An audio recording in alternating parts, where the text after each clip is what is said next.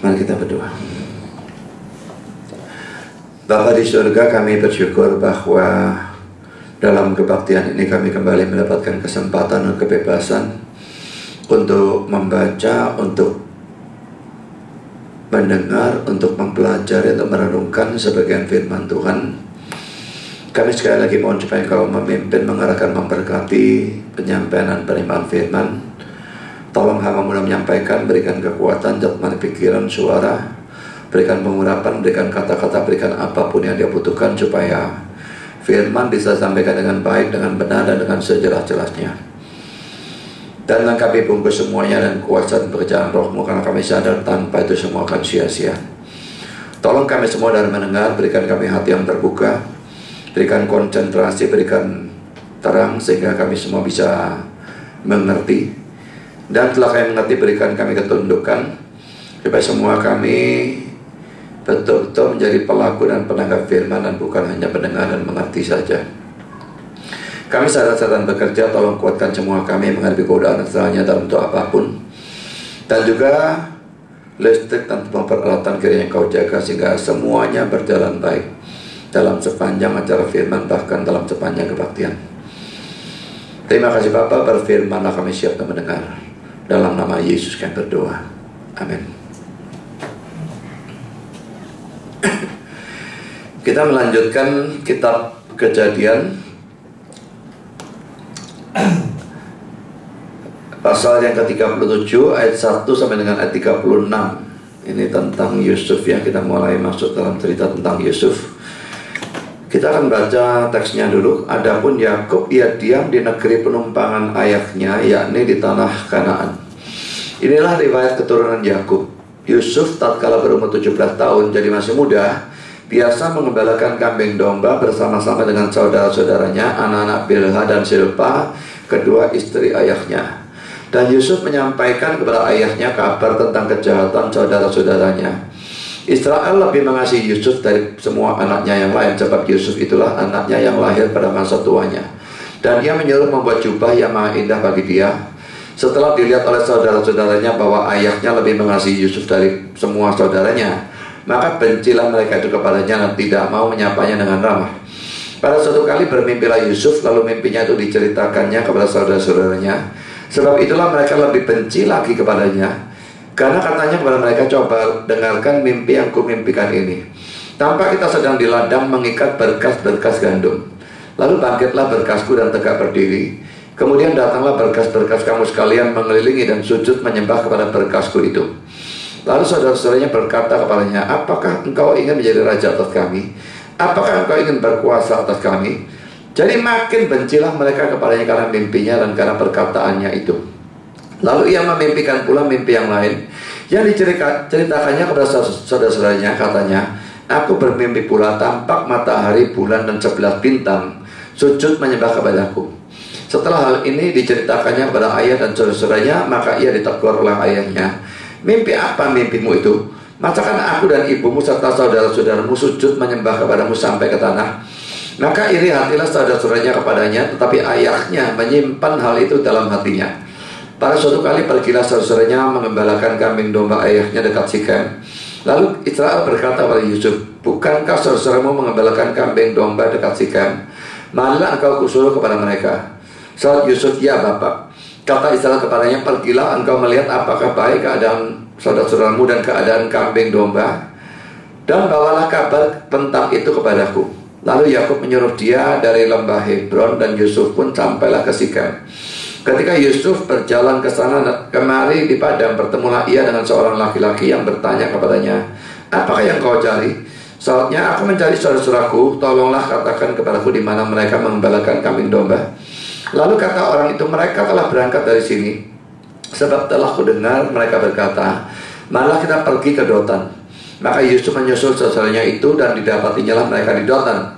Dari jauh ia telah kelihatan kepada mereka, tetapi sebelum ia dekat pada mereka, mereka telah bermufakat mencari daya upaya untuk membunuhnya. Kata mereka seorang kepada yang lain, lihat tukang mimpi kita itu datang. Sekarang marilah kita bunuh dia dan kita lemparkan ke dalam salah satu sumur ini. Lalu kita katakan seekor binatang buas telah menerkamnya, dan kita akan lihat nanti bagaimana jadinya mimpinya itu. Ketika Ruben mendengar hal itu, ia ingin melepaskan Yusuf dari tangan mereka. Sebab itu katanya, janganlah kita bunuh dia. Lagi kata Ruben kepada mereka, janganlah tumpahkan darah, lemparkanlah dia ke dalam sumur yang ada di padang gurun ini, tapi janganlah apa-apakan dia. Maksudnya hendak melepaskan Yusuf dari tangan mereka dan membawanya kembali kepada ayahnya. Baru saja Yusuf sampai kepada saudaranya, mereka pun menanggalkan jubah Yusuf, jubah mah indah yang dipakainya itu. Dan mereka membawa dia dan melemparkan dia ke dalam sumur. Sumur itu kosong, tidak berair. Kemudian duduklah mereka untuk makan. Ketika mereka mengangkat muka, kelihatanlah kepada mereka suatu kafilah orang Ismail datang dari Gilead dengan untanya yang membawa damar, balsam, dan damar ladan. Dalam perjalanannya mengangkut barang-barang itu ke Mesir. Lalu kata Yehuda kepada saudaranya itu, apakah untungnya kalau kita membunuh adik kita itu dan menyembunyikan darahnya? Malah kita jual dia kepada orang Ismail ini. Tapi janganlah kita apa-apakan dia, karena ia saudara kita, darah daging kita. Dan saudara-saudaranya mendengarkan perkataannya itu. Ketika ada saudara-saudara Midian lewat, Yusuf diangkat ke atas dari dalam sumur itu, kemudian dijual kepada orang-orang Ismail itu dengan harga 20 shikal perak. Lalu Yusuf dibawa mereka ke Mesir. Ketika Ruben kembali ke sumur itu, ternyata Yusuf tidak ada lagi di dalamnya. Lalu dikoyakkannya lah bajunya, dan kembali ia kepada saudara-saudaranya, katanya, anak itu tidak ada lagi, kemanakah aku ini? Kemudian mereka mengambil jubah Yusuf dan menyembelih seekor kambing, lalu mencelupkan jubah itu ke dalam darahnya. Jubah mah indah itu mereka suruh antarkan kepada ayah mereka dengan pesan, ini kami dapati, silahkan bapak periksa apakah jubah ini milik anak bapak atau tidak. Ketika Yakub memeriksa jubah itu, ia berkata, ini jubah anakku, binatang buas telah memakannya, tentulah Yusuf telah diterkam. Dan Yakub mengoyakkan jubahnya, lalu mengenakan kain kabung pada pinggangnya, dan berkabunglah ia berhari-hari lamanya karena anaknya itu. Sekalian anaknya laki-laki dan perempuan berusaha menghiburkan dia, tetapi ia menolak dihiburkan, serta katanya, tidak, aku akan berkabung sampai aku turun mendapatkan anakku ke dalam dunia orang mati. Demikianlah Yusuf ditangisi oleh ayahnya. Adapun Yusuf ia dijual oleh orang Midian ke Mesir kepada Potifar, seorang pegawai istana Firaun, kepala pengawal raja. Saudara, pada bagian pertama kita melihat Yusuf dan keluarga, ya keluarga itu maksudnya bapak dan saudaranya dan sebagainya ya, yang kita bisa lihat di dalam ayat 1 sampai dengan ayat 4. Pertama, saudara, dikatakan bahwa dia itu biasa mengembalakan kambing domba dengan anak-anak Bilha dan Silpa. Ini dalam ayat 2a. Inilah riwayat keturunan Yakub. Yusuf tatkala berumur 17 tahun, jadi masih muda, biasa mengembalakan kambing domba bersama-sama dengan saudara-saudaranya, anak-anak Bilha dan Silpa, kedua istri ayahnya. Saudara, kenapa disebut anak-anak Bilha dan Silpa? Hanya dua ya. Dan ini yang dua-dua gondek sebetulnya.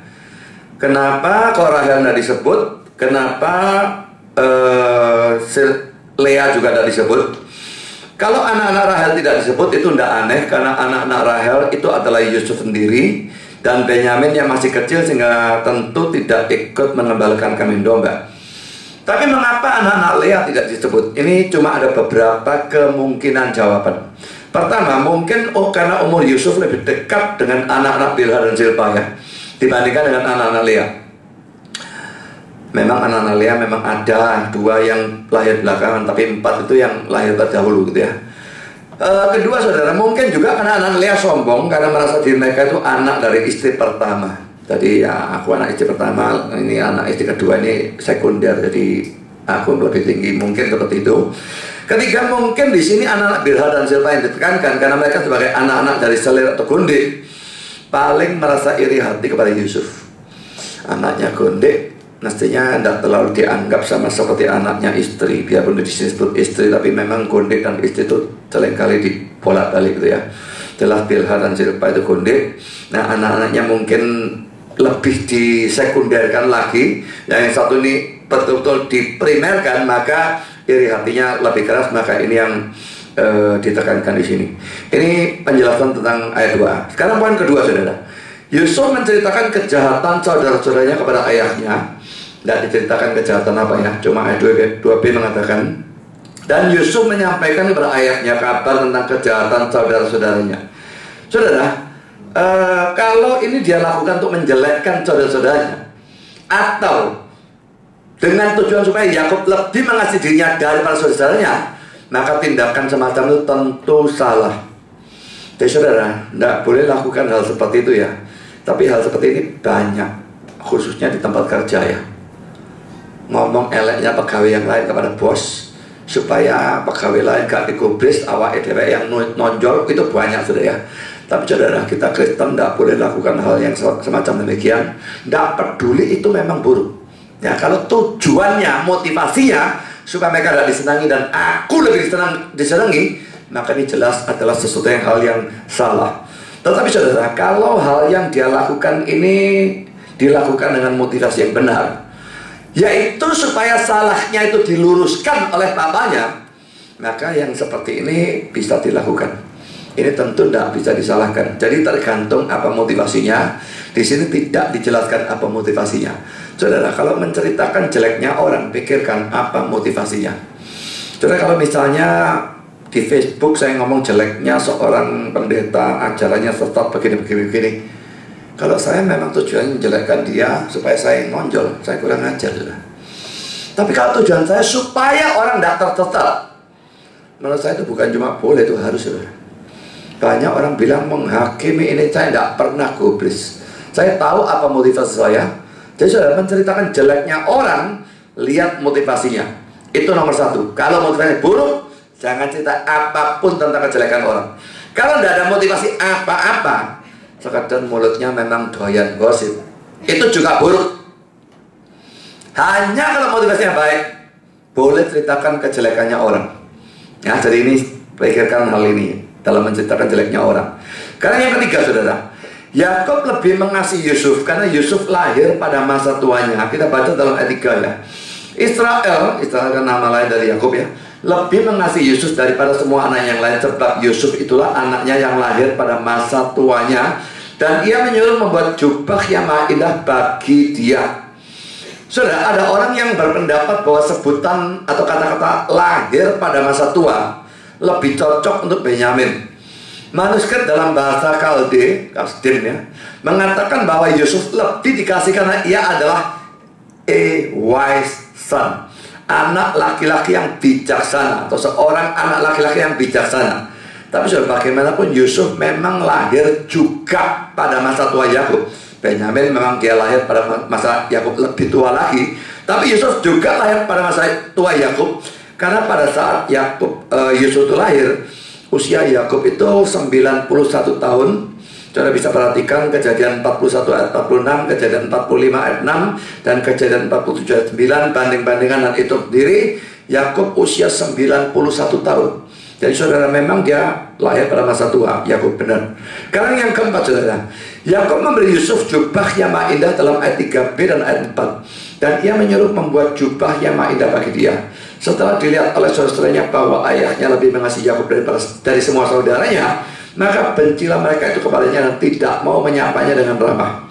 Saudara, pertama-tama saya akan menyoroti kata-kata jubah yang maha indah. Ini poin A, saudara. Saudara, istilah ini diterjemahkan bermacam-macam ya. Kelihatannya terjemahnya memang tidak diketahui dengan pasti. Jadi cuma kayak dikira-kira ya. Tapi tidak ngerti bagaimana ngira-ngiranya, saya tidak tahu. Dalam King James, a coat of many colors, mantel dengan banyak warna. RSV, jubah panjang dengan lengan baju. NIV, jubah yang dihiasi dengan mewah. NASB, jubah yang beraneka warna. Footnote dari NIV mengatakan, the meaning of the Hebrew word is uncertain. Arti dari kata Ibrani-nya tidak pasti. Jadi saudara, menerjemahkan seperti ini repot sudah ya. Arti katanya tidak pasti. Dan biasanya kalau seperti ini tidak muncul lagi di tempat lain. Kalau muncul di banyak tempat bisa dilihat dari konteksnya, lalu disedianya ditebar secara rasional. Tapi kalau muncul di satu tempat dan ini begitu kuno sampai kata itu sudah tidak dipakai lagi, sehingga akhirnya orang tidak tahu apa artinya, maka ini menjadi sukar. Tapi saudara, entah semua terjemahan ini mengarah pada pakaian pokoknya ya. Mau tidak pasti tapi semuanya mengarah pada pakaian. Saudara, poin B, saudara, kita lihat sekarang tindakan Yakub seperti itu ya. Kalau dia memberikan Yusuf baju yang indah, jubah yang indah, dan yang lain tidak diberi, saudara, dia mengasihi Yusuf lebih daripada yang lain. Itu tidak bisa diapa-apakan, saya kira. Dia memang cinta Rachel lebih daripada yang lain dari semula, sehingga anaknya Rachel dia lebih cintai. Itu wajar-wajar saja. Tapi saudara, dia punya banyak anak. Tidak peduli dari banyak istri atau bagaimanapun, tapi semua adalah anaknya dia, darah dagingnya dia. Kalau perasaan mungkin suka dikendalikan. Kalau perasaan dia memang mencintai anak yang satu lebih dari yang lain, itu mungkin tidak bisa diapa-apakan. Tetapi saudara, kalau dia mewujudkan cinta yang lebih itu pada Yusuf sampai bisa kelihatan oleh anak-anak lain maupun oleh Yusuf sendiri, saudara, ini merusak baik Yusufnya maupun anak-anak yang lain. Saudara yang jadi orang tua saat ini, atau saudara yang sekarang masih muda tapi nanti jadi orang tua, saudara, berusahalah mati-matian kalau saudara nanti punya anak lebih dari satu, dan saudara ternyata mengasihi satu anak lebih dari yang lain. Jangan ditunjukkan baik kepada anak yang dikasih maupun kepada yang kurang dikasih. Jangan ditunjukkan pada siapapun. Dari luar saudara harus kelihatan mengasihi secara sama. Di hati tidak bisa dikontrol, ya sudah. Tapi dari luar tindakan saudara tidak bisa itu ditunjukkan. Kalau saya tunjukkan, saudara merusak baik anak yang lebih dikasih maupun yang lain. Misalnya yang lain kasih handphone Nokia saja sing elek-elek 500.000, 250.000 tak bagus. Sini kasih BlackBerry, kasih Samsung yang 5 juta dan sebagainya. Nah, sudah harus ini tidak pada tempatnya, sudah. Ini sangat buruk. Ini kasih baju baru terus yang saya nggak pernah dikasih. Selalu ada orang-orang tua seperti itu, dan saya selalu melihat seperti itu. Dan kalau terjadi iri hati model seperti nanti terjadi, ini yang jelas salah ini adalah orang tuanya, saudara. Jadi saudara, jangan ditunjukkan. Saya luar biasa menghormati ayah saya karena dia bisa melakukan hal seperti itu. Saya memang tidak tahu perasaan dia, cuma saya tahu satu hal, dia kepingin anak laki. Lahir perempuan satu, perempuan laki. Ketika perempuan laki, nyari laki adalah pada keempat perempuan laki, tidak mau lihat dia anak itu. Kelima lahir saya, terakhir.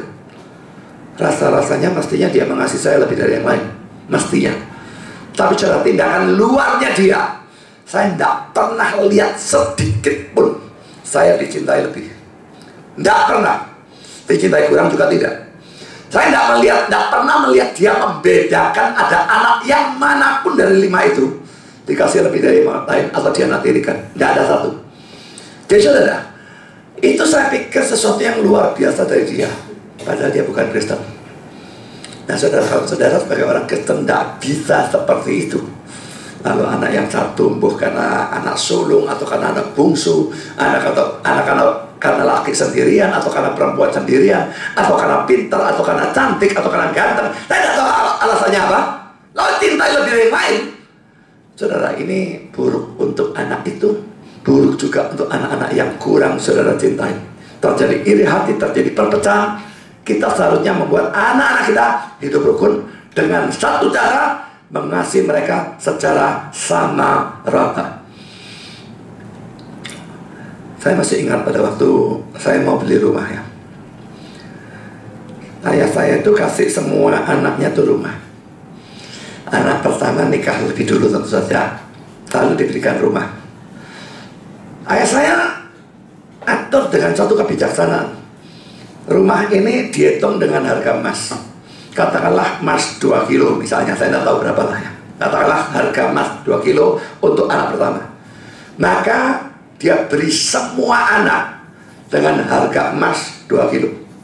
Kapanpun orang itu anaknya beli rumah, tidak mau tahu. Pokoknya dengan emas harga 2 kilo. Kalau dihitung dalam standar rupiah, buyar saudara. Dia tahu inflasinya dan sebagainya. Jadi tidak mau pakai standar rupiah, dia pakai standar emas. Pada waktu saya mau beli rumah, dia bilang harganya sekian, kira-kira sekitar 50 juta. Itu di tahun 90 kira-kira ya. Saya lupa 89 atau 90 saya kira. Lalu cari. Ada rumah yang wah bagus, menyenangkan di daerah Kutisa di sana. Tapi harganya 70 juta. Lah saya dengan seorang teman baik saya yang juga kenal keluarga saya, yang keliling cari rumah. Lalu dia berusaha desek. Saya tidak mau desek saya. Dia bilang batasnya sekian. Dia desek. Ini bagus apa macam segala macam. Tambah sedikit lah 50, cukup berapa ya, banyak. Nah, saya bilang tunggu satu hari. Besoknya dia bilang nggak bisa. Jadi betul-betul adil. Nggak mau dia berikan saya lebih dari anak yang lain.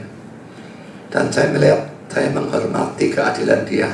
Biarpun sebetulnya saya senang rumah itu. Ya, tapi juga Tuhan saya pikir turut bekerja segala sesuatu mendatangkan kebaikan. Andai kata jadi beli itu rumah Kutisari apa Kendang Sari saya lupa ya.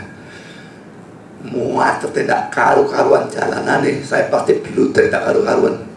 Ya bagi saya jauh lebih senang rumah di Mulyasari. Biarpun rumahnya kalah bagus, kalah besar dan sebagainya, saya nggak ngurus dengan hal seperti itu. Tapi kalau jalanannya macet itu bagi saya jadi masalah besar. Tapi yang saya lihat dia betul-betul punya sesuatu yang hebat ya, kebijaksanaannya dalam rata tegas sekali, ndak, ya wis ndak, nari. Ya saya sudah berusaha untuk bersikap sama rata terhadap anak-anak saudara. Juga kalau saudara bos terhadap pegawai saudara sebenarnya sama saja. Nah sekarang saudara poin sih, sosok Yusuf jadi benci pada Yusuf dan tidak mau menyapanya dengan ramah. Kita lihat dalam ayat 4. Setelah dilihat oleh saudaranya bahwa ayahnya lebih mengasihi Yusuf dari semua saudaranya, maka bencilah mereka itu kepadanya dan tidak mau menyapanya dengan ramah. Saudara, sebetulnya ini memang reaksi yang wajar, tetapi jelas salah. Kalau saudara kurang dicintai oleh orang tua saudara, dan adik atau kakak saudara lebih dicintai oleh orang tua saudara, nggak ada alasan sebetulnya kalau saudara marah kepada adik atau kakak itu yang lebih dicintai. Loh, yang salah siapa tuh? Yang salah yang orang tua. Kenapa marahnya pergi ke sini? Kecuali kalau dia madul yang nggak karu-karuan, memang dia yang jelek, itu lain cerita. Tapi kalau dia bersikap biasa dan orang tua tahu lebih mencintai yang sini, loh yang salahnya orang tuanya. Kenapa ini yang dibenci? Ini tidak ada salahnya. Jadi saudara, ini sesuatu yang mesti dianalisa ya. Kalau kita marah ditujukan pada seseorang itu benar atau tidak seperti marahnya itu? Apa orang itu memang layak dimarahi, layak dibenci atau bagaimana? Pertama kita tentunya benci tidak boleh. Kedua alasannya benci salah juga. Jadi saudara ini mesti dipikirkan. Kalau orang itu dicintai lebih atau ada pegawai dicintai lebih, ya kalau memang dia dicintai lebih karena dia itu penjilat dan sebagainya, ya memang dia dalam tanda petik layak dibenci. Tapi kalau dia sikapnya biasa-biasa saja, lalu bosnya lebih sayang, orang tua lebih sayang, dan kita benci dia, ini tindakannya tidak pada tempatnya. Yang salah adalah orang yang di atas. Nah tapi salahnya kita tidak bisa lampiaskan kemarahan kepada orang di atas, lampiaskan kemarahan pada orang yang di bawah. Tapi saudara, ini adalah sikap yang salah. Kalau mau marah, kalau toh harus marah, marahlah kepada orang yang tepat. Jangan karena jengkel kepada bos atau pacar atau suami atau istri, lalu pembantu atau anak atau pegawai, atau lebih lagi pendeta jadi sasaran. Jadi yang tidak pada tempatnya ya. Marah kepada orang yang memang layak untuk dimarahi, bukan kepada orang yang tidak tahu apa-apa, tidak salah apa-apa. Sekarang sudah kita bicarakan tentang mimpi Yusuf di dalam ayat 5 sampai dengan ayat 11. So yang pertama, Yusuf itu bermimpi 2 kali di dalam ayat 7 dan ayat yang ke-9. Saya kira tidak perlu kita baca ya, kita sudah tahu mimpinya, tapi ayatnya memang saya tuliskan di sini. Berkas gandumnya yang lain sujud pertama-tama cuma punya saudaranya, tapi lalu matahari dan bulan 11 bintang sujud kepada dia semua. Lah matahari bulan termasuk papa mamanya. Saudara, mimpi itu aneh dan kelihatannya mustahil. Terlihat dari apa? Pertama poin A saudara, dia bermimpi tentang berkas gandum. Padahal mereka tuh gembala, kok nggak mimpi tentang domba gitu ya? Mimpi sapi kayak mimpi domba atau keledai atau kambing kayak, kok mimpi berkas gandum, itu aneh. Mereka bukan petani, mereka tuh gembala. Tapi ya mimpi mana bisa dikendalikan. Mimpi itu kadang-kadang kan muncul yang aneh-aneh. Saya kalau mimpi kadang-kadang heran, kok so mimpi nang kono ya apa caranya? Kadang-kadang memang saya mikir cahaya terus ya, tahu mimpi cahaya itu bisa. Tapi ada orang mikir saja tidak pernah bisa mimpi dia itu dari mana. Dan mimpi yang aneh-aneh sering terjadi. Bisa saja ya. Jadi mimpi ya memang di luar kendali kita. Bisa karena banyak pikiran, tapi bisa juga enggak. Tahu-tahu mimpi itu saja. Memang itu yang sesuatu misteri yang suka dimengerti. Lalu saudara, keanehan yang lain, matahari dan bulan itu yang jelas diartikan sebagai orang tua Yusuf, itu ikut menyembah Yusuf. Tapi saudara, mimpi ini yang aneh ini sesuai dengan pengendapannya. Pertama, mula-mula hanya 10 saudara-saudara Yusuf yang pergi ke Mesir. Itu kita bisa lihat Kejadian 42 ayat 1. Kedua, setelah itu orang tua Yusuf juga ikut. Kejadian 46 ayat 1 dan seterusnya. Nah saudara, tentang ini dipertanyakannya. Pertama, poin A, bagaimana mungkin kalau orang tua itu yang dimaksud adalah Yakub dan Rahel? Mana mungkin Rahel menyembah Yusuf? Rahelnya sudah mati kok. Ya, Benyamin lahir dia mati kan. Mana bisa Rahelnya nyembah? Bahwa Rahel sudah mati terlihat dalam Kejadian 35. Dan juga dari fakta bahwa Yusuf hanya menceritakan mimpi-mimpinya kepada ayah dan saudara-saudaranya, tidak kepada ibunya. Nah jawabnya saudara, mungkin yang dimaksud dengan bulan dalam mimpi Yusuf itu bukan ibu kandungnya. Jadi dalam hal ini yang dimaksudkan adalah Bilha, budaknya Rahel, yang diserahkan kepada Yakub. Demikian juga yang Yakub maksudkan dengan kata ibumu dalam ayat 10b, mungkin itu adalah Bilha. Saudara, saya berikan catatan dari Kejadian 49 ayat 32. Terlihat bahwa Leah juga mati sebelum pindah ke Mesir. Jadi Bilha adalah satu-satunya kemungkinan yang dimaksud dengan bulan, bukan Rahel, bukan juga Leah. Karena poin B saudara, keanehan yang lain, apakah Yakub juga menyembah Yusuf saudara? Saudara, saya kira ini memang ada kemungkinan. Saudara-saudaranya nyembah, dia raja waktu itu penguasa. Yakub mungkin juga harus menyembah karena dia harus menghormati penguasa Mesir di hadapan orang-orang Mesir. Kalau orang Mesir melihat, tidak peduli dia bapaknya, kalau dia tidak menghormat, ini penguasaku kok, maka orang Mesirnya bisa ngamuk. Atau kita bisa menafsirkan bahwa sujudnya matahari dan bulan sekedar diartikan bahwa Yusuf akan punya jabatan lebih tinggi daripada orang tuanya. Itu bisa juga. Jadi saudara, ini tentang mimpinya Yusuf. Sekarang poin kedua, salahkah Yusuf pada waktu dia menceritakan mimpi-mimpinya kepada saudaranya? Ini bisa saja dikatakan salah, tidak bijaksana. Dia masa tidak tahu kalau mereka benci? Dia masa tidak tahu kalau mereka iri hati? Saya rasa dia masih tahu, kecuali dia begitu tidak peka. Masih ada tahu. Sudah tahu, tidak senang, tidak usah diceritain hal-hal model seperti itu ya mestinya. Jadi bisa saja tidak bijaksana. Tapi bisa juga penceritaan itu tidak salah.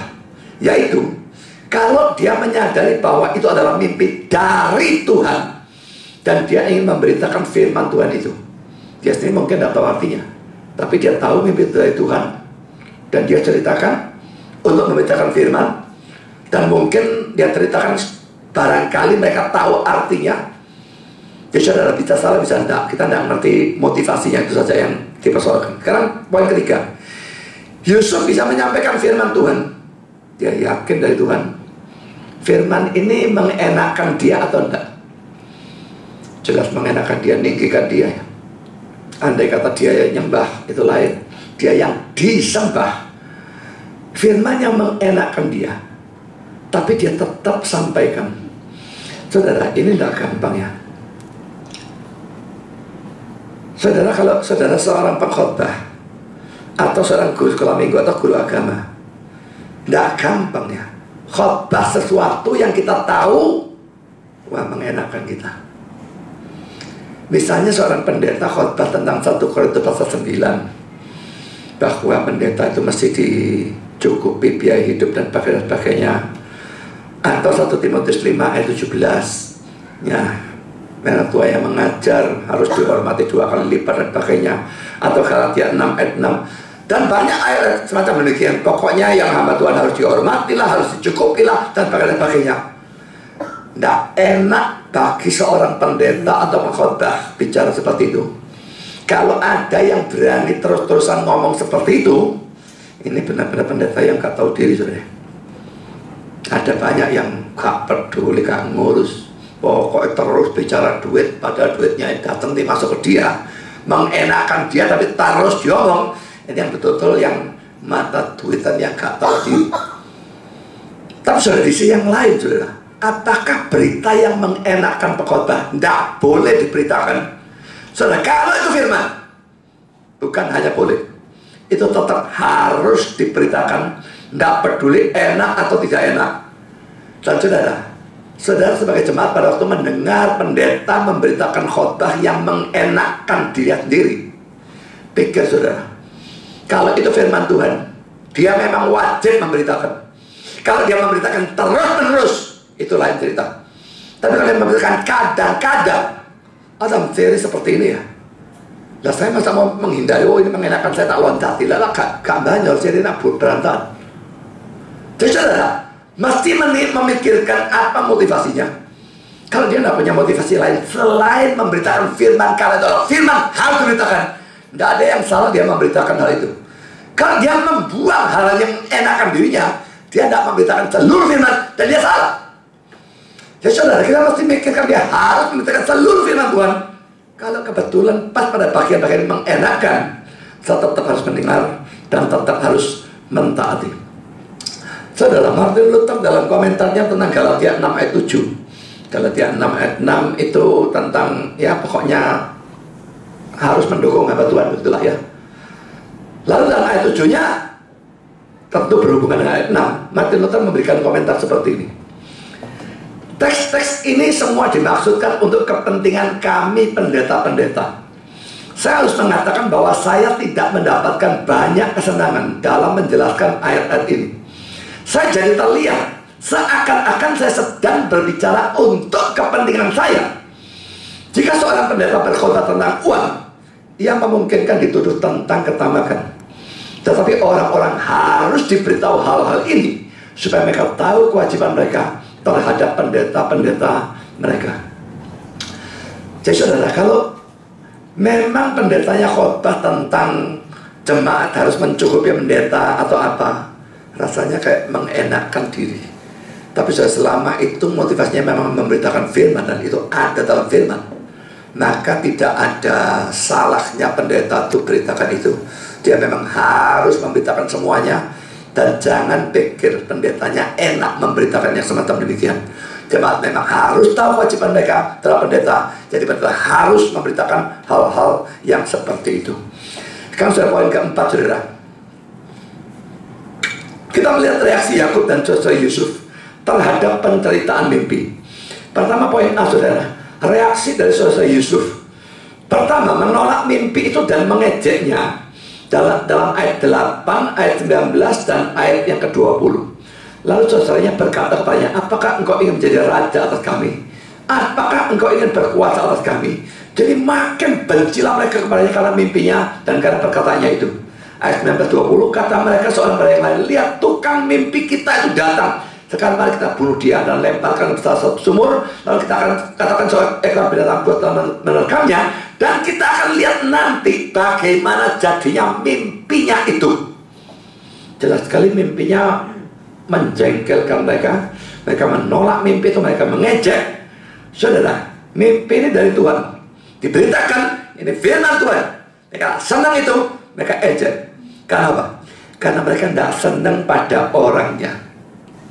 Saudara, ketidaksenangan terhadap pemberita firman Tuhan sering membuat seseorang menolak firman Tuhan yang diberitakan oleh dia. Dan tidak gampang ya untuk bisa bersikap objektif. Aku tidak senang orang itu, banyak dia benar. Lalu bagaimana? Sebaliknya juga, aku senang orang itu, khotbahnya dia salah, tetap diterima karena orangnya senang. Kalau orang yang tidak senang, khotbahnya benar, tak peduli khotbah benar, cek khotbahnya lek. Saudara, sikap atau perasaan saudara terhadap pengkhotbahnya harus dipisahkan dengan benar atau salah firman yang dia beritakan. Hati-hatilah jangan saudara jatuh ke dalam kesalahan yang sama seperti saudara Yusuf. Tidak senang sama Yusufnya, firman yang diberitakan benar bunda, gak mau tahu. Orang yang beritakan jelek, firmannya jelek. Saudara, saya kira saya bisa bersikap objektif dalam hal seperti itu. Kalau saya sudah dengar firman itu salah, saya tidak peduli yang memberitakan siapa. Hubungan saya baik dengan dia kayak jelek, saya tidak mau tahu. Saya kecam kalau salah. Sebaliknya saudara, ada orang-orang yang saya tidak senang, tapi pemberitanya saya lihat dalam hal dia benar, ya sudah, saya tetap dukung. Kalau main Facebook ini ya, saya tidak ngerti kenapa ya, Advent itu sama Katolik musuhan tidak karu-karuan. Adventnya ya nyerangi Katolik habis-habisan, Katoliknya nyerangi Adventnya habis-habisan. Saya tidak lihat Adventnya nyerang Kristen rasanya. Kalaupun ada tidak banyak, tapi nyerang Katolik habis-habisan. Katolik yang nyerang doa habis-habisan. Lah saya sebentar pro Advent, sebentar pro Katolik. Lalu kalau sekarang debatnya tentang hari Sabat, lah ya saya pro Katolik, sudah Sabatnya ngawur kok. Harus Sabtu, kalau tidak Sabtu sesat. Ya saya bela yang Katolik. Saya senang sama Katoliknya, enggak juga. Mau mereka kaget kok. Tapi kalau debatnya misalnya tentang penyembahan terhadap Maria, lah ya saya pro sama Adventnya. Saya tergantung, saudara. Saya ini orang pikir, Budi Asari pelin-pelan. Sementara pro Katolik, enggak pro Advent, enggak pelin-pelan. Saya selalu konsisten pro kebenaran. Nah, ya tergantung didebatkan yang tentang apa, istilah yang benar, ya saya bela yang benar. Saya tidak mau tahu bagaimanapun. Ada orang Advent dituduh mempercayai Yesus itu sebagai malaikat Mikael. Saya bilang, apa ya benar toh mereka percaya seperti itu? Setahu saya kalau saksi Yehova percaya begitu. Apa Advent percaya seperti itu? Orang Katoliknya berikan bukti banyak-banyaknya gitu, lihat enggak? Nanti sudah gampang-gampang percaya omonganmu. Tak cek sendiri situs resminya Gereja Advent, dan memang ternyata benar. Tapi saya lihat orang Katoliknya memberitakannya setengah kebenaran. Memang Advent percaya sama seperti saksi Yehova dalam hal itu. Malaikat Mikael itu Yesus. Tapi itu cuma gelar untuk Yesus. Pada saat yang sama, dia percaya Yesus sepenuhnya adalah Allah. Nah, itu tidak mereka beritakan. Jadi saya kutip kata-kata dari web letak, bilang, no ini, kamu benar, tapi kamu cuma setengah kebenaran. Advent percaya Yesus itu malaikat Mikael, tapi pada saat yang sama dia percaya Yesus full adalah Allah. Kan itu beda dengan saksi Yehova. Saksi Yehova percaya malaikat, betul ke malaikat, ciptaan. Yesus bukan Allah yang maha besar dan sebagainya. Ini lain sama sekali. Dan orangnya kaget tuh, kok Budi Asari bela? Saya bela yang benar. Tak betul mereka salah. Saya tidak setuju Yesus malaikat Mikael. Itu saya tidak setuju. Tapi mereka tetap, menurut saya tidak bisa dikatakan sesat, karena tetap mereka bilang Yesus full Allah. Dalam hal itu mereka tidak sesat. Jadi saudara, kita harus pikirkan ya, hubungan kita dengan pemberita firman itu bagaimana. Jangan mempengaruhi sikap kita terhadap firman yang dia beritakan. Harus bisa objektif seperti itu. Karena kalau tidak, saudara yang rugi, gereja yang rugi. Kalau terhadap saya, saudara itu punya perasaan yang buruk, otomatis terhadap firman yang saya beritakan juga demikian. Dan tidak banyak orang bisa bersikap objektif seperti yang saya lakukan. Dalam hal itu tidak banyak, saya kira. Biasanya kalau sentimental firmannya. Nah, dalam hal seperti itu ya, jaga hubungan dengan pemberita firman. Karena kalau tidak, saudara yang rugi. Yang lain dapat berkat, saudara karena jengkel sama saya, tidak dapat berkat, padahal firmannya benar. Saudara, Yesus juga mengatakan hal ini ya, Matius 23:3. Dia katakan kepada para muridnya, sebab itu turutilah dan lakukanlah segala sesuatu yang mereka itu ahli Taurat sebagainya, ajarkan kepadamu, tapi janganlah kamu turuti perbuatan-perbuatan mereka, karena mereka mengajarkannya tapi tidak melakukannya. Termasuk saudara, kalau pemberita firmannya itu cuma bisa ngomong, do as I say, lakukan seperti yang saya katakan. Dia tidak bisa ngomong do as I do. Tidak peduli saudara, itu urusannya dia dengan Tuhan. Tidak bisa karena dia tidak melakukan apa yang dia ajarkan. Lalu kabir mono. Beritanya dari Tuhan, saudara. Saudara tidak lakukan, saudara melawan Tuhannya. Jadi tidak peduli dia bagaimana. Pemberita benar, maka tunduk pada pemberitaannya. Sekarang saudara, poin yang kedua. Saudara Yusuf jadi makin benci, ayat 8, dan iri, ayat 11, kepada Yusuf. Kita lihat ayat 18 ya. Lalu saudaranya berkata kepadanya, apakah engkau ingin menjadi raja atas kami? Apakah engkau ingin berkuasa atas kami? Jadi makin bencilah mereka kepadanya karena mimpinya dan karena perkataannya itu. Ayat 11, maka iri hatilah saudaranya kepadanya, tapi ayahnya menyimpan hal itu dalam hatinya. Inilah laki-laki ya, kebencian yang tidak beralasan, iri hati yang tidak beralasan. Yusufnya mimpi, salahnya dia apa? Mimpinya bisa dikendalikan, bisa dia ciptakan diri, bisa dikontrol pada mimpi? Nggak bisa. Dia cuma mimpi. Dan lalu ceritakan, saudara, salahnya dia mimpi itu apa? Mimpi itu hanya kasih, gimana?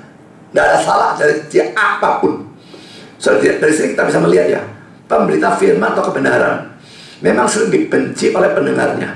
Bagaimanapun baiknya kehidupan dan pelayanan seorang pemberita firman, setan, dengarnya, setan bisa memberikan saudara 1001 macam alasan untuk menyebabkan saudara membenci pemberita firman. Dan saudara mesti waspada, jangan sampai menuruti itu, atau saudara yang akan dirugikan. Selalu bisa saja saudara. Saya tanya bisi, lihat Pak Budi kayak gini, bisi Pak Budi kayak gini, dan sehingga saudara jengkel, benci, akhirnya tidak bisa dengar. Dan yang merugi siapa? Pikirkan baik-baik. Pemberita firman tetap adalah orang, tidak mungkin lepas dari kesalahan dan banyak. Dan setan sodorkan satu persatu, lihat dia gini, lihat dia gini, lihat dia gini, sampai jengkel, sampai tidak bisa dengar firman. Saudara sendiri yang merugi. Nggak ada pemberita firman tidak berdosa. Jadi kalau salah-salahnya disodorkan oleh setan dan saudara lalu mau nuruti bisikan setan itu, saudara bodoh, karena saudara yang dirugikan. Sekarang sudah poin B, saudara. Reaksi Yakub. Tadi saudaranya, sekarang reaksi Yakub. Yang pertama saudara, mula-mula Yakub menegur Yusuf. Ini aneh juga ya, ayat 10 ya. Setelah hal ini diceritakannya kepada ayah dan saudaranya, maka ia ditegur oleh ayahnya. Mimpi apa mimpimu itu? Masakan aku dan ibumu serta saudaramu sujud menyembah kepadamu sampai ke tanah. Saudara, pertama, kalaupun Yakub tidak tahu bahwa mimpi itu dari Tuhan, tetap tidak pada tempatnya kalau ia menegur atau menyalahkan Yusuf karena Yusuf bermimpi. Laki-laki mimpi itu di luar kendalinya dia. Kenapa Yusuf disalahkan? Kedua, kalau Yakub tahu bahwa mimpi itu dari Tuhan, ayat 11b, tetapi ayahnya menyimpan hal itu dalam hatinya, menunjukkan bahwa setidaknya Yakub mencurigai bahwa mimpi itu diberikan oleh Tuhan. Kalau tidak, untuk apa dia simpan dalam hati? Maka kalau itu dia memang tahu dari Tuhan, jelas dia kurang ajar teman-teman, kurang ajarnya kepada Tuhan. Saudara, kalau anak saudara memberitakan firman Tuhan kepada saudara, saya sebagai orang tua sering, kamu cilik tak gede, no, sekarang gede ngajari aku, bagus kamu. Kalau dia memberitakan kebenaran, tidak peduli anak, tidak peduli anak sekolah minggu, sekolah minggu ngomong sak enak udah ya, ceplos, malah bojok, dosa, ngomong tak tabon. Lah ini kalau dia memberitakan kebenaran, tidak peduli anak, kita tidak boleh lalu negur atau memarahi dia. Kalau memang kita salah, kita yang harus bertobat. Sekarang poin C, saudara. Mungkin juga mula-mula Yakub tidak tahu kalau mimpi itu dari Tuhan, dan karena itu dia menegur Yusuf. Tetapi dia lalu menyadari bahwa mimpi itu dari Tuhan, dan karena itu dia merenungkan atau menyimpannya dalam hati. Itu mungkin ya, ayat 11b.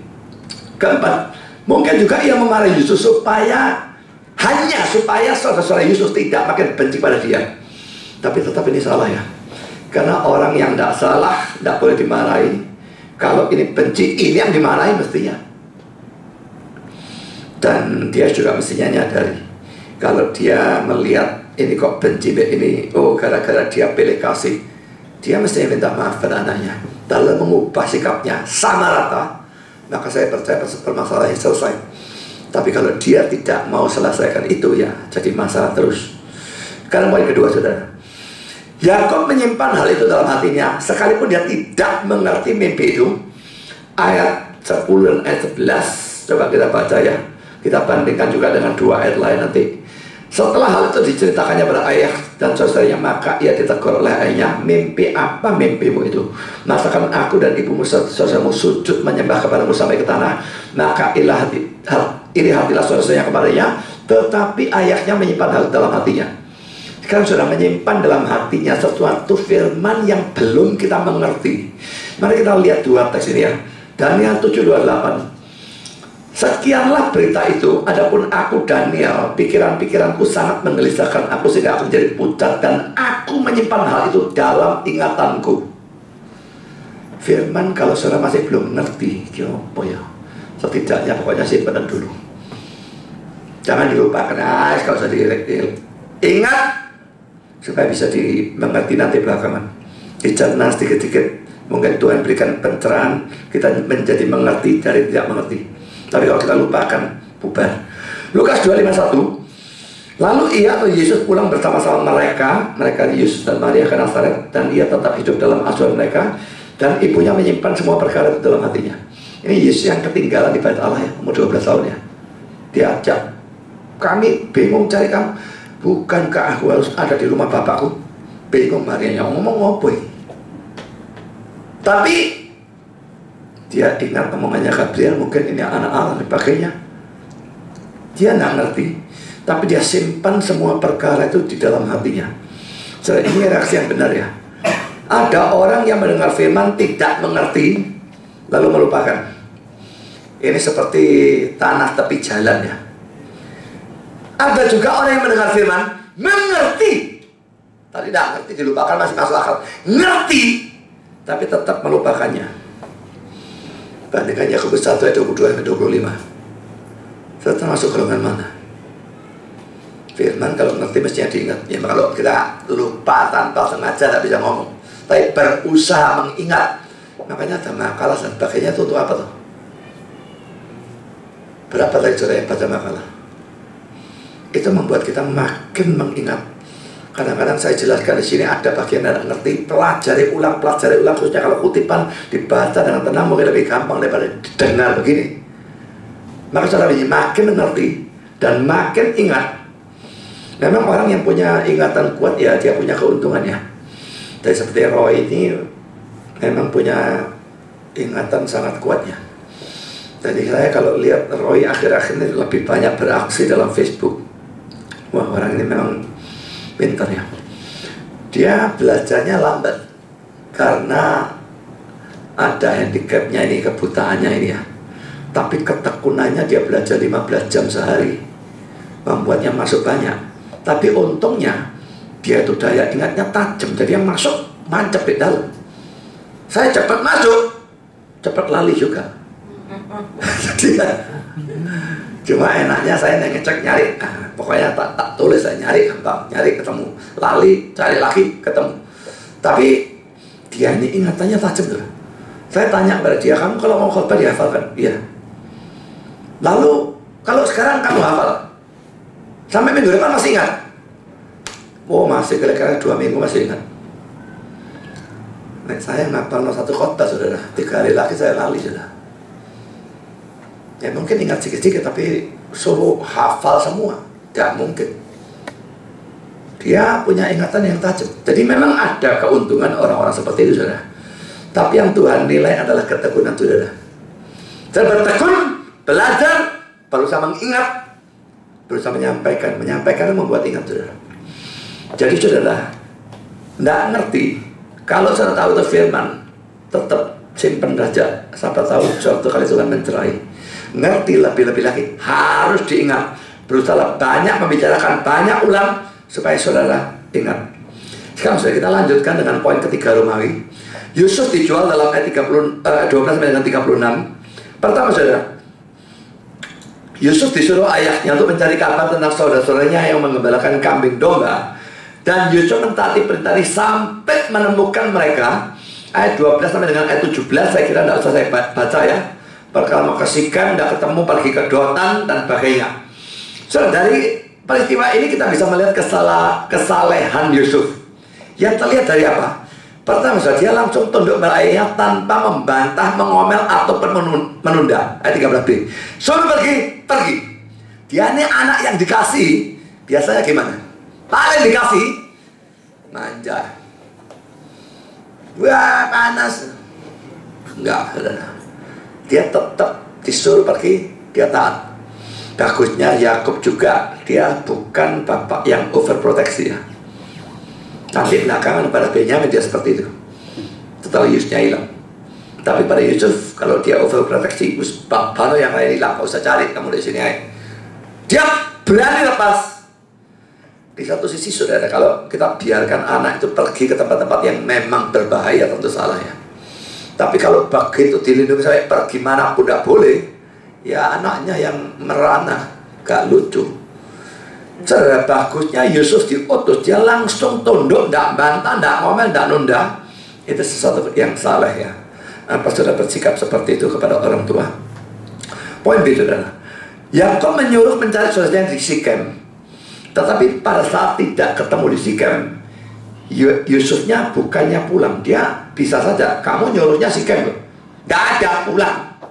Nah, dia bukan tipe orang seperti itu. Dia berusaha melakukan tugasnya, menemukan. Biarpun cari Sikem, tugasnya nggak ada Sikem, cari ke Dotan. Padahal saudara, Sikem dan Dotan itu berjarak kurang lebih 24 km. Nggak lucu saudara ya, jalan kaki 2 hari paling sedikit. Kalau saudara bisa berjalan 12 kilo, ya untuk orang zaman itu mungkin bisa ya. 12 kilo dalam 2 hari. Saya tiap hari treadmill 6 kilo. Dulu pernah sampai 14 kilo, tapi sekarang udah 6 kilo lah kira-kira. Kalau 6 kilo 4 hari. Pulang pergi. Kan dia mikirkan pulang pergi, masa enggak? Jadi saudara, dia mau berjerih payah, melakukan yang terbaik. Saudara, pada waktu saudara disuruh melakukan sesuatu, apakah oleh bos atau orang tua, lebih-lebih oleh Tuhan, dan saudara melakukan pelayanan, saya lakukan yang terbaik. Mau berjerih payah, atau diperintah gini, lakukan gini, mandek, mari. Berusaha melakukan lebih maksimal atau enggak? Yang kedua saudara, Sosok Yusuf mau membunuh Yusuf dalam ayat 18 sampai dengan ayat yang ke-20. Saya kira ini juga tidak usah kita baca, suatu cerita gampang diingat ya, saudara bisa baca sendiri. Pertama saudara, poin A ya, mereka bersepakat untuk membunuh Yusuf dalam ayat 18 dan ayat 20. Saudara perhatikan perkembangan kebencian mereka ya. Kalau saudara adalah orang yang sering benci lalu dendam disimpan bertahun-tahun, maka perhatikan kebenciannya itu bukan datar ya, tapi naik, berkembang ya. Pertama ayat 4, benci dan tidak mau menyapa. Ayat 5 kedua, lebih benci. Ayat 8b, makin benci. Ayat 11, iri hati. Ayat 18, bermufakat untuk membunuh. Saudara, naik terus sampai mau bunuh. Saya kira kain dengan Habil juga seperti itu ya. Iri hati, jadi tidak senang, jadi benci, mikirkan pembunuhan, ditegur Tuhan pun tidak mau tahu, bunuh adiknya. Saudara, apakah dalam hati saudara saat ini ada kebencian atau sentimen saja ya? Sentimen ini masih janinnya ya, tapi janinnya tambah gede nanti kalau dari tangannya cepat. Jadi saudara, apakah ada rasa sentimen, tidak senang sedikit, ini naik, benci, dendam dan sebagainya? Saudara minta ampunlah dan minta Tuhan bereskan. Kalau tidak itu berkembang dan itu akan menjadi makin buruk. Kalau saudara benci atau dendam kepada seseorang, tidak ada siapapun yang rugi kecuali saudara sendiri. Sing orang saudara benci mungkin sedang guyu-guyu, gak ngiling saudara, gak peduli saudara, mari dia melakukan sesuatu yang tidak menyangka saudara, dia senang-senang, merongkol karena diri, saya rugi dewek, bludek naik, maknya kumat dan sebagainya. Jangan bisa segala macam penyakit kumat. Jadi saudara pikirkan hal itu. Sekarang poin B saudara, ejekan atau serangan terhadap mimpi Yusuf ayat 19 dan 20. Pertama ayat 19, tukang mimpi, terjemahan hurufiahnya master atau lord of dreams, tuan dari mimpi. Ada kejijikan, ada ejekan atau kebencian dalam istilah ini ya. Yang kedua, ayat 20, mari kita bunuh dia. Dan kita lihat nanti bagaimana jadinya mimpinya itu. Mungkin sekedar menunjukkan ketidakpercayaan mereka terhadap mimpi itu, tapi bisa juga menunjukkan kekhawatiran mereka bahwa mimpi itu dari Tuhan dan akan tergenapi. Jadi mereka bunuh saja supaya jangan sampai mimpi atau firman itu tergenapi. Tapi bisa kita batalkan suatu nubuat dari Tuhan dengan bunuh yang bernubuat. Saudara Calvin memberikan komentar ini. Seakan-akan kebenaran Allah bisa ditumbangkan oleh kematian satu orang. Tetapi apapun yang mereka rencanakan untuk menantang atau melawan Allah dalam kegelapan, akhirnya usaha mereka akan sia-sia. Karena Allah akan selalu menemukan jalan melalui jurang yang sangat dalam untuk menggenapi atau melaksanakan apa yang telah Ia tetapkan. Saudara, orang sering tidak senang sama hamba Tuhan, lalu fitnah, bahkan ada yang bunuh. Kalau fitnah saya sendiri ngalami. Mereka pikir mereka bisa mengalami. Kelihatannya mungkin bisa, tapi sungguh-sungguh tidak mungkin. Bisa hanya kalau Tuhan izinkan. Dan kalau Tuhan izinkan, Dia pasti punya maksud atau rencana tertentu. Tapi kalau Tuhan tidak izinkan, nggak bisa belas. Saudara mau menghambat firman, saudara menghambat Tuhan. Saya ini kalau dulu buat notes ya, saya masih tidak tahu gimana, sampai ada satu orang dari satu grup bilang, boleh tolong kalau buat notes masukkan ke grupku. Saya suruh posting di grupnya dia. Sejak itu saya pikir, ya sudah, kalau daripada dia minta, tak kasihkan semua grup aja, masukkan semua grup. Nah lalu saya ini cuma curiga, saya tidak tahu siapa orangnya, tapi saya pernah geger dengan satu pemimpin grup. Saya tidak merasa salah, dia tegur saya, tak bantah, ngomong aja sombong. Saya pikir, nek kamu dasar ya keluar, tak pisui, tambah tak goblok-goblok segala macam, tak blok sekali dia. Lah, saya curiganya dia orangnya, cuma saya tidak punya bukti. Sekarang kalau saya posting di grup-grup tertentu, paling banter posting satu, posting lagi, muncul tulisan, ada orang yang lapor kamu itu kata-katamu bersifat abusive gitu ya. Yang kata-katanya dianggap misu-misu ya, atau pokoknya kata-katanya tidak kena gitu lah. Ini kok bisa Facebooknya ikut campur, dan apakah orang ini lapor begitu saja diterima? Saya tidak ngerti diapakan. Saya lapor kepada pemimpin grupnya yang minta itu. Kamu minta tapi tak masuk satu, mari itu kedua keluar kayak gini.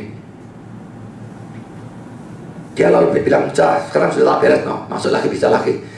Besoknya gitu lagi. Saya tidak ngerti, kalau saudara ada yang ngerti caranya nangan itu, tolong beritahu saya. Mau bisa diapakan hal seperti itu. Karena yang seperti itu bukan satu grup, ada beberapa grup. 3 paling sedikit ya. Yang setiap saya masukkan, keluar seperti gitu kan. Kadang-kadang bisa masuk satu, terus tidak bisa masuk lagi. Jadi tidak ngerti apa. Saya pikir ini ada orang yang tidak senang pasti. Kalau satu orang duga ini pasti orang-orang Islam. Saya nggak ngerti yang mana, tapi ya saya tahunya sejak saya gegeran dengan satu orang itu. Namanya Lukito Martomo, pemimpinnya grup The Truth ya. Jadi saya geger dengan dia. Sejak itu terjadi peristiwa ini. Jadi saya curiganya dia. Cuma nggak pasti juga ya. Tapi saudara, orang-orang itu nggak senang lalu ngeblok firman Tuhannya. Ya mungkin dia tidak senang juga sama firman Tuhannya saya. Kalau memang Lukito Martomo itu saya kira dia orang Yahwisme. Jadi mungkin dia lihat saya ngumpul Yahwisme, wah beta kasih. Jadi mungkin dia seperti itu sehingga sentimen sama saya tidak ngerti. Tapi saudara, orang mau membendung firman Tuhan, dia itu pertama-tama melawan Tuhan sendiri. Di samping kalau Tuhan buka jalan, tidak ada siapapun bisa nutup jalan. Jadi saudara, jangan membendung firman Tuhan kecuali saudara yakin itu bukan firman dan itu sesat. Maka bukan cuma boleh, tugas kita membendung firman Tuhan dalam kasus yang semacam demikian. Kalau firman itu sesat, ngapain kita populerkan? Memangnya kita gila atau gimana? Kalau firmannya sesat, mandek. Saya tidak dukung yang sesat. Israeli barusan pergi ke Bali. Nah, saya nggak ngerti ceritanya ini gimana. Mereka ini diundang, dibiayai, atau mereka berangkat dengan biaya sendiri. Pokoknya grup paduan suaranya sana dari Kupang pergi ke Bali, dan mereka nyanyi di 3 gereja. Lalu waktu paduan suaranya nyanyi, mereka juga ngundang istrinya untuk khotbah. Lah sudah sampai di sana, dekat sekali pokoknya, membatalkan. Jadi dia khotbah cuma di GKI itu. Jadi di sini grupnya tetap nyanyi. Saya tanya apa alasannya batalin? Minggu itu mereka tukar mimbar. Coba pikir, masuk akal enggak? Lalu tukar mimbar kan bisa dibatalkan, mereka ngundang orang kok. Kan gak masuk akal pembatalan model seperti itu. Tukar mimbar kan ini khotbahnya ke sini, khotbah ke sini. Lah batalkan sama dia ngundang Israel. Ini saya pikir ini tidak mungkin karena tukar mimbar nonsense itu alasan dok dibuat-buat. Pasti tahu ini orang Injil. Kenapa herannya paduan suara tetap nyanyi? Memeriahkan gereja yang gak beres. Nek saya jadi Isra, khotbahnya ditolak, tak tarik paduan suaranya. Kalau saya ini banyak orang yang tidak punya ketegasan. Bukan mau balas-balasan, saudara. Tapi kita mesti pikir, kalau gereja menolak orang Injil, gereja ini liberal, gereja tidak beres. Dan apakah kita wajib mendukung? Kita wajib menentang. Apa kita jahat menentang? Kita jahat kalau tidak menentang. Kalau kita yakin sesat, kita menentang. Harus. Jadi saudara, kalau kebenaran kita populerkan, kalau kesesatan kita hambat habis-habisan. Gereja kadang-kadang ada yang dibakar, ada yang gini, gitu macam-macam. Nah itu gereja sesat. Puji Tuhan, Bapak Namo. Orang model kayak apa saya jahat? Saya pro pada kebenaran, saya benci kesesatan. Dan semua penyesat atau tak doakan, atau dia mati, atau dia bertobat. Tapi mendoakan dia supaya waras dan bisa menyebarkan lagi ajaran sesatnya. Lah apa? Memangnya saya pro penyesat?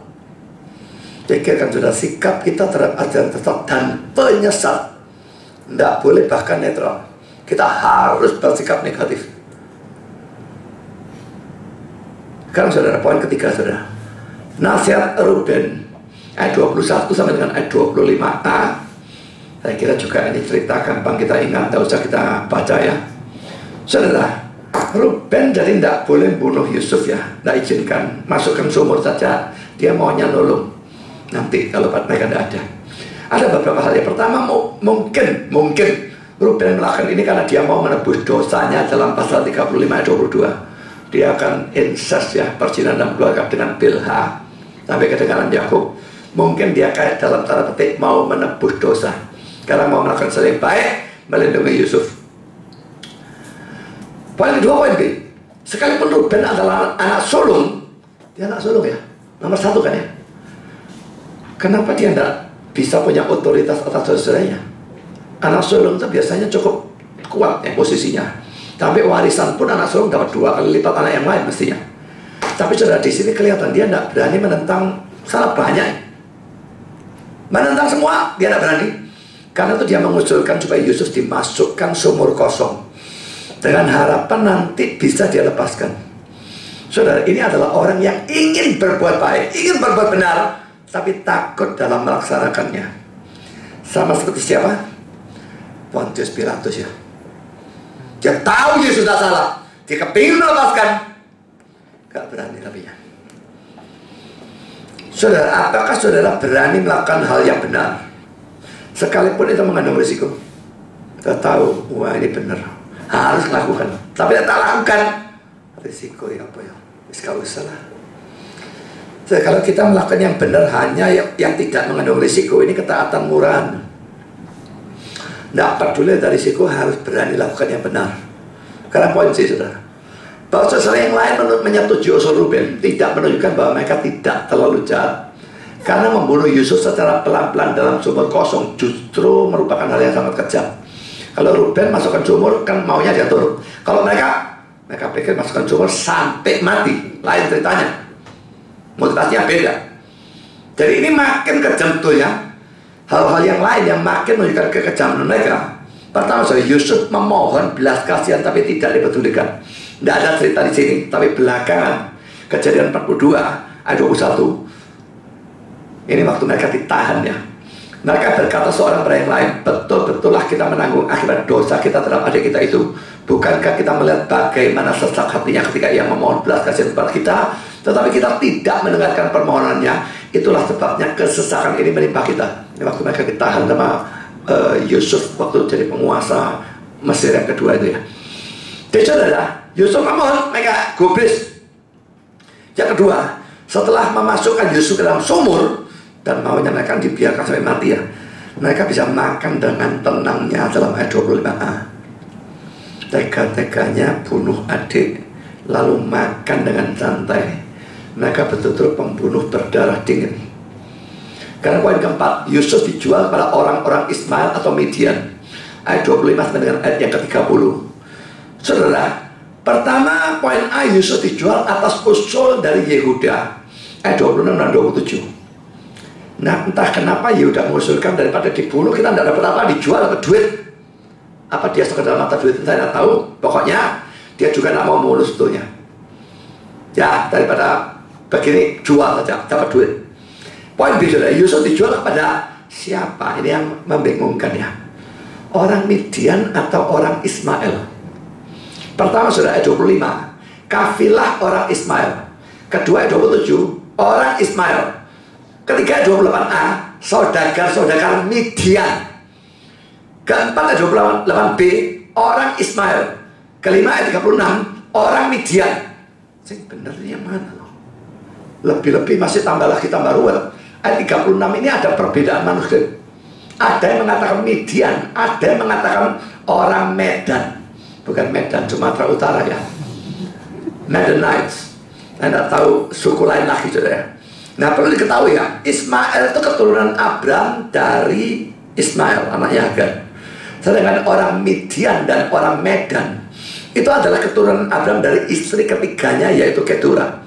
Kejadian 25 ayat 2. Jadi Medan, Midian, Ismail beda tiga-tiga. Nah, ini satu ngomong Midian, satu ngomong Medan, satu ngomong Ismail, yang benar yang mana? Beberapa cara untuk mengharmoniskan, laki-laki ini teoritis ya. Tapi kalau diserang orang Islam itu gini begini, banyak mereka tahu, saudara.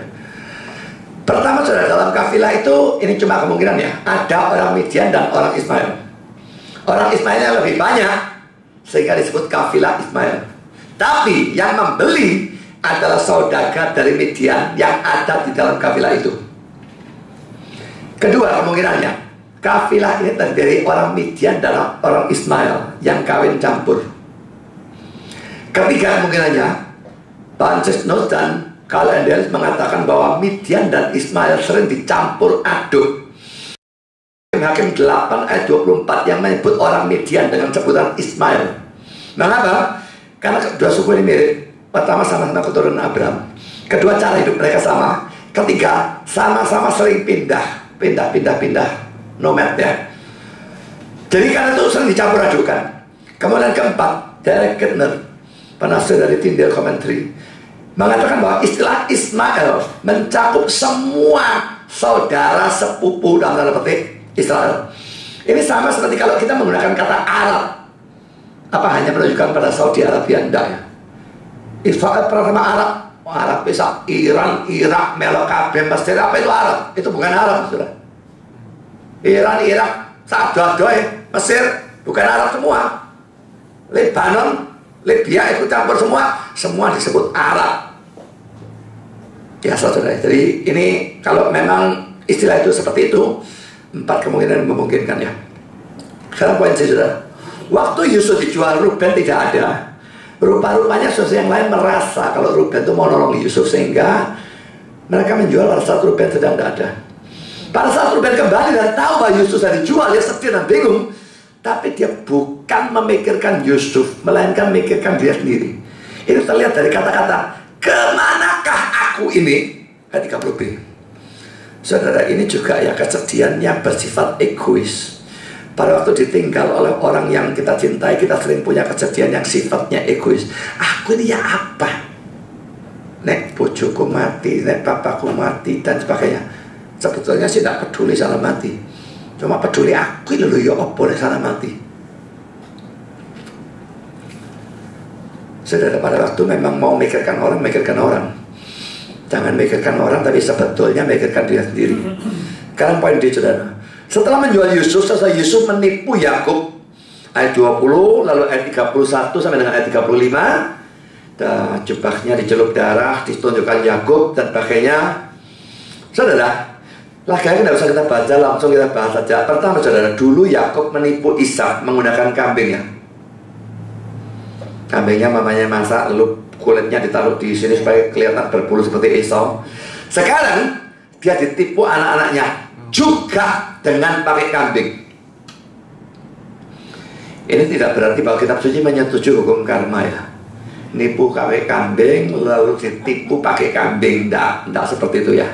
Tetapi ini menunjukkan juga bahwa kadang-kadang Tuhan membuat kita merasakan kejahatan yang sama yang sering kita lakukan kepada orang lain dengan tujuan supaya kita merasakan betapa tidak enaknya diperlakukan seperti itu. Nah di sini ditipu bukan pakai kambing, nanti dia tidak kroso-kroso nanti. Nipu pakai kambing, ditipu pakai kambing. Ya, saudara, mungkin saat ini memang dia tidak tahu, tapi belakangan pasti tahu. Dia pasti ngamuk. Dulu kamu kasihkan jubah dari mana? Setelah belakang dia tahu Yusuf tidak mati kan, dia mesti ngamuk. Saat ini dia tidak tahu, tapi belakang dia tahu pasti. Saudara, karena itu pertama saudara, kalau saudara sering fitnah orang, jangan heran kalau suatu hari saudara difitnah. Tuhan seringkali kamu sering fitnah ya, kamu tidak tahu gak enaknya difitnah. Tak buat kamu rasa bagaimana fitnah. Kalau saudara sering dustai orang, jangan heran kalau suatu hari saudara didustai. Kalau saudara sering utang tidak bayar, jangan heran kalau suatu hari hal itu terjadi dilakukan orang terhadap saudara. Kalau saudara sering kurang ajar dan tidak balas budi kepada orang tua, jangan heran kalau suatu hari anak saudara bersikap seperti terhadap saudara. Ingat ya, ada orang tua yang anaknya tidak sanggup ngurusi, lalu anaknya bilang, "Pak, kamu tak masuk no panti jompo ya?" Ayahnya, "Ya sudahlah, saya sukanya." Pada waktu mereka jalan, mereka lalu capek istirahat. Ayahnya nangis dan ditanya, "Kenapa?" "Aku ingat pada sekian puluh tahun yang lalu, aku ngantarkan papaku ke panti jompo. Kadang anaknya antarkan dia ke panti jompo." Saudara, seringkali itu yang terjadi ya. Kita lakukan hal yang buruk terhadap orang lain, Tuhan mau kita rasakan hal buruk itu, kita mengalami hal yang persis sama. Mungkin jadi pemikiran untuk tidak melakukan hal yang buruk. Ya sebenarnya bukan karena supaya tidak itu terjadi, tapi supaya kita bukannya menjadikan Tuhan itu ya. Karena hal yang kedua, kesedihan Yakub. Pertama poin A ini menunjukkan bahwa dia tidak beriman pada mimpi Yusuf. Kalau dia memang percaya Yusuf bermimpi itu pasti benar dan dari Tuhan, bakal disembah. Disembahnya belum kok bisa mati, orangnya bagaimana? Mestinya dia tidak beriman, kelihatan. Kedua, Yakub tidak mau dihibur. Dia memutuskan untuk berkabung sampai mati. Bandingkan Matius 2:18 ini, mama-mama dari bayi di Bethlehem yang dibasmi oleh Herodes, tidak mau dihibur. Saudara, ini adalah sikap yang salah. Dalam kesedihan kita harus mau dihibur. Bahkan harus mau mencari hiburan dari Tuhan atau firman Tuhan, supaya kita bisa lepas dari kesedihan atau mengatasi kesedihan. So, kalau sedih itu lalu makin menyendiri, ini makin merusak saudara. Tapi memang ada orang-orang seperti itu ya. Ada dua macam karakter. Ada orang yang kalau susah ada problem cari konco. Ada orang yang kalau sedih susah ada problem leave me alone, menyendiri total. Bahkan bisa-bisa mengucilkan diri, tidak ke gereja dan sebagainya. Saudara pikir kalau tempuh cara kedua tambah cepat waras sedihnya? Mustahil. Setidaknya saudara sharing kepada satu atau dua orang, dan setidaknya jangan meninggalkan kebaktian atau Tuhannya.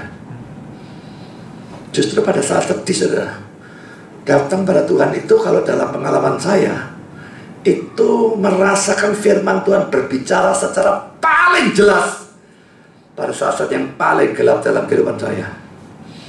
Saya mengalami itu berkali-kali. pada saat yang tergelap, firman Tuhan yang secara paling jelas bicara. Sampai saya tidak bisa ragukan lagi, kayaknya Tuhan itu berhadapan dengan saya dan bicara bersaya. Jadi kalau saudara dalam problem yang terberat justru menjauhi Tuhan, rugi 7 turunan. Hal seperti itu yang membuat saudara yakin firman Tuhan itu betul-betul firman Tuhan, dan Tuhan yang kita miliki itu memang hidup. Dalam problem, jangan jauhi Tuhan. Setidaknya sharing kepada 1 atau 2 orang. Kalau bisa jangan menjauhi orang banyak. Makin tidak mari-mari saudara.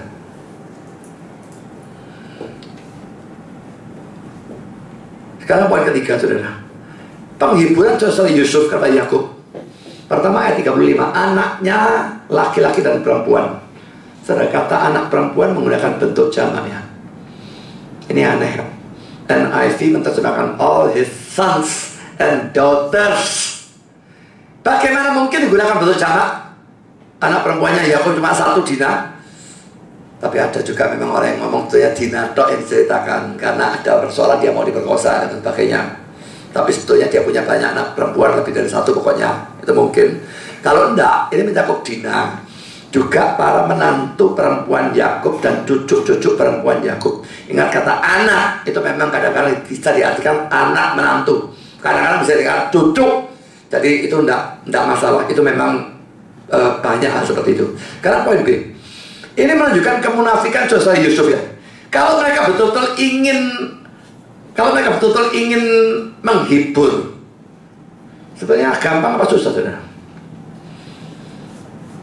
Tinggal ngaku dosanya.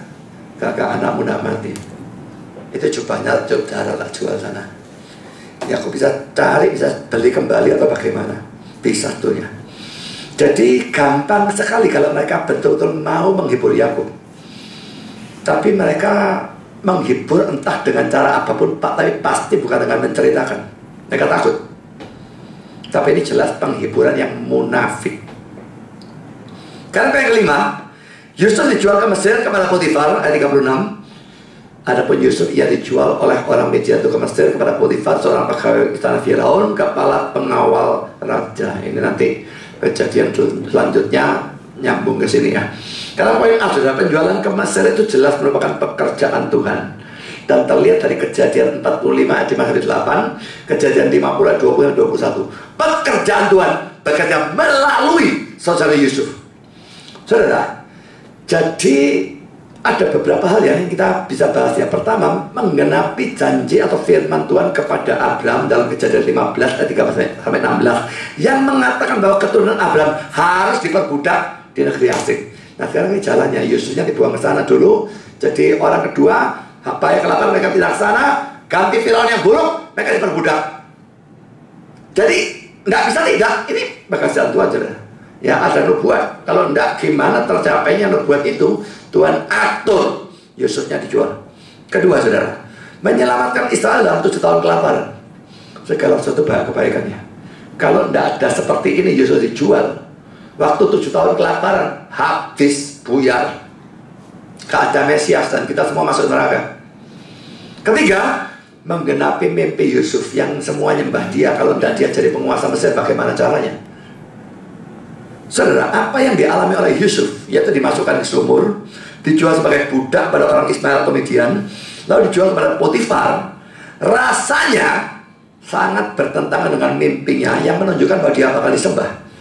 Yo mimpi kok aku bakal disembah, kok jadi budak, dijual sebagai budak. Ini kontrak gak karu-karuan kan? Ya saudara, jangan heran ya, firman Tuhan dan realita itu sering kontras seperti ini. Kalau kontras seperti ini, apakah kita berhenti percaya firman Tuhan? Lain ceritanya kalau dia bilang tanggal 15 Desember kamu jadi raja, tahu-tahu tanggal 15 Desember saudara bambung. Lah ya itu berarti firman Tuhannya tidak digenapi. Kalau dia cuma berkata tuh engkau bakal jadi raja, terus bulan lagi engkau bambung. Loh bambung lah belum tentu tidak jadi raja. Nanti bambung epic ganti kedudukan boy, apa caranya jadi raja, kan firmannya bukannya tidak tergenapi. Tapi sementara bambung, saya mikir loh, nubuatnya jadi raja lah kok bambung. Ya yang tenang loh, nggak memang sudah percaya itu firman Tuhan. Saudara, fakta sering kelihatan bertentangan dengan firman. Apakah ini setan menggoda atau Tuhan menguji, saya tidak tahu. Bisa dua-dua, bisa salah satu. Tapi sering Tuhan janji, ini kenyataannya gak cocok jelas. Katanya janji dicukupi. Aku sudah mencari kerajaan Allah dan kebenarannya, gak cukup utangku yang tambah numpuk. Lah apa ini? Saya gak tahu. Memang ada kemungkinan saudara belum mencari kerajaan Allah dan kebenarannya, tapi ada kemungkinan saudara sudah nyari. Tuhan yang uji atau setan yang nyerang, saya tidak ngerti yang mana. Tapi saudara, kalau memang yakin firman Tuhan yang benar, tidak peduli kenyataannya nanti kontras dengan firman atau janjinya, percayalah, janji Tuhan tidak mungkin salah. Lambat atau cepat akan digenapi. Poin B dan poin yang terakhir, dalam kesedihan Yakub, tanpa disadari oleh Yakub, Allah terus bekerja untuk melaksanakan rencananya demi kebaikan Yakub dan keluarganya, dan bahkan demi kebaikan kita. Kalau 7 tahun itu kelaparan habis semua, kita katut sudah masuk neraka kabeh loh. Seluruh kejadian 37 ini kelihatannya menunjukkan kekacauan. Apalagi ditinggal Yusuf ataupun Yakub, everything goes wrong, segala sesuatu berjalan salah. Tapi saudara, di balik semua itu Allah tetap bekerja untuk melaksanakan rencananya demi kebaikan mereka. Saudara, kalau everything goes wrong, segala sesuatu berjalan salah, kacau segala sesuatu yang benar, kesehatannya buruk, keuangannya buruk, hubungan keluarga buruk, soalnya studi buruk, hubungan pacaran buruk, sisa kabeh buruk, tidak bagus, gereja buruk, semua buruk. Pertanyaannya cuma satu, saudara anak Tuhan, ya atau tidak? Kalau ya, Roma 8:28 tetap berlaku. Kalau enggak, itu lain cerita, saudara. Tapi kalau iya, saudara anak Tuhan, Roma 8:28 tetap berlaku. Tuhan bekerja dalam segala sesuatu untuk mendatangkan kebaikan bagi saudara. Kata-kata mereka yang mengasihi Dia, yaitu bagi mereka yang terpanggil sesuai dengan rencana Allah, jelas menunjukkan ini janji hanya berlaku untuk orang Kristen sejati. Saudara bukan orang Kristen sejati, janji ini tidak berlaku untuk saudara. Bisa sesuatu yang betul-betul buruk menimpa saudara. Tapi kalau saudara adalah orang Kristen sejati, seburuk apapun yang terjadi, itu hanya kelihatannya buruk. Nanti Tuhan kerja, itu akan membawa kebaikan. Dan kalau kita baca cerita Yesus selanjutnya, itu nyolok luar biasa. Saat ini buruknya bukan main kayak di dasar jurang yang terdalam, nanti naik ke puncaknya Mount Everest. Luar biasa indahnya caranya Tuhan. Cuma kalau kita ngalami pada waktu sedang di sini, cekot-cekot ya, apa enggak? Cekot-cekotnya cekot-cekot. Tapi itu ujian, sudah tinggal saudara mau tetap beriman, tetap setia, dan tetap percaya bahwa segala sesuatu mendatangkan kebaikan, ya atau tidak. Apapun problem saudara, apapun masalah saudara, jangan pernah bilang Tuhan tidak ngerti, Tuhan tidak tahu. Dia tahu dan dia ngerti. Dan kalau dia berikan itu, dan kalau saudara anak Tuhan, dia maksudnya untuk kebaikan saudara. Tuhan memberkati saudara. Amin. Mari kita berdoa.